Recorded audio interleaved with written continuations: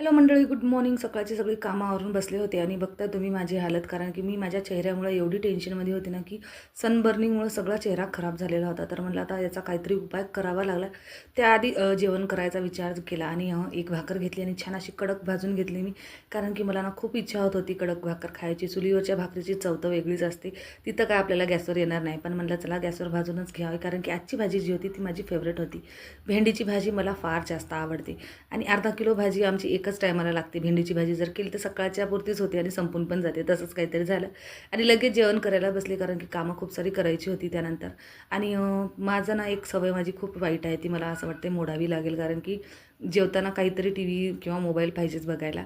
त्यानंतर मी आता म्हणलं चेहऱ्याची खरंच खूप काळजी वाटत होती मला. एवढा काळाभर चेहरा झाला होता माझं.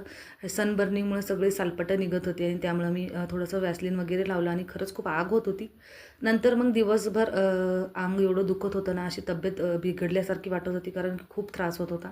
हातपाय दुखत होते, अंग दुखत होतं, म्हणून दिवसभर झोपूनच होते मी. आणि खूप दिवसानंतर शेतामध्ये गेल्यामुळं हे सगळं मला जाणवत होतं, असं मला वाटत होतं. सारखं गेलं तर काही वाटत नाही, पण 12 महिन्यात एकदा गेला आणि सारखं फिरत राहिल्यानं त्रास होणारच झाला. तर म्हणलं आता चला, आपला जो छोटा ट्रायपॉड आहे तो तर खराब झाला. मला आता मोठी रिंग लाईट आणि त्याचा जो स्टँड आहे तेच काढून घ्यावा. तर इथं मी तो काढला आणि याला आता सेट करून घेते. आणि बराच दिवस झाला हा तसाच ठेवून होता माझ्याकडे. त्याचा तेवढा काय वापर मी केला नाही, कारण की मला ना छोटा सोपा पडतो आणि मी दोनदा ऑर्डर केले होते आणि दोन्ही पण खराब झाले. आता यावेळेस पण तिसऱ्या वेळेस ऑर्डर करायचा विचार करते, पण यावेळेस थोडंसं काही डिफरंटमध्ये ट्राय करेल मी. तर याला सगळं सेट करून घेते. याची रिंग लाईट पण आता मला सेट करायची होती, ती पण मी करून घेत होते. आणि मला एक प्रश्नच पडला होता की याची आता इतके दिवस झाले याला आणून, 6 महिन्याच्या वर, आणि 1-2 वेळेसच मी वापरलं असेल आणि तसं ठेवून दिलेलं. मला वाटत होतं कुठं याची लाईट वगैरे खराब झाली की काय, म्हणून मी खूप टेन्शनमध्ये होते. तरी मी त्याला सगळं सेट करून घेतलं लगेच. म्हणलं आता याची लाईट जी आहे ती चेक करून घ्यावी की चालते की नाही म्हणून. तर तेच मी इथं चेक करत होते आणि खूप काळजी वाटत होती, कारण की दिवाळी अगदी 2 दिवसावर येऊन टेकलेली आहे, म्हणजे 2-4 दिवसावर, आणि कामं सगळी पेंडिंग तशीच आहे.